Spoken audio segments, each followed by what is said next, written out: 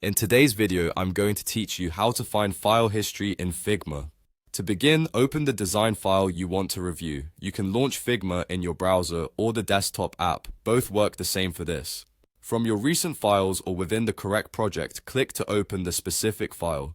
Make sure you have access to the file in your workspace. Some organizations limit who can view history, so if you don't see certain options later, it may be due to permissions. With your file open on the canvas, look to the very top left corner of the window for the main Figma menu. This is the menu that opens when you click the Figma icon. Click that, and in the drop-down that appears, move your cursor to the File section. This is where Figma groups file-level actions like saving a copy and managing versions, so it's the right place to go when you want to look back at changes.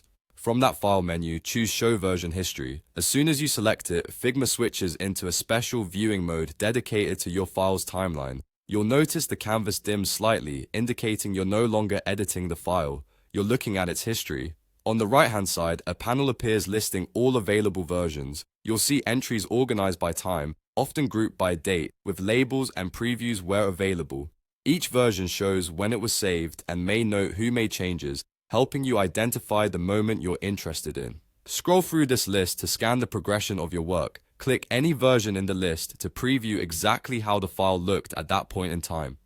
The canvas updates to reflect that snapshot, so you can visually compare layouts, colors, text, or component structure without altering your current file. If you're reviewing a busy project, take a moment to pause on key versions. Thumbnails and timestamps make it easier to pinpoint milestones, like initial wireframes, first design iterations, or final polish.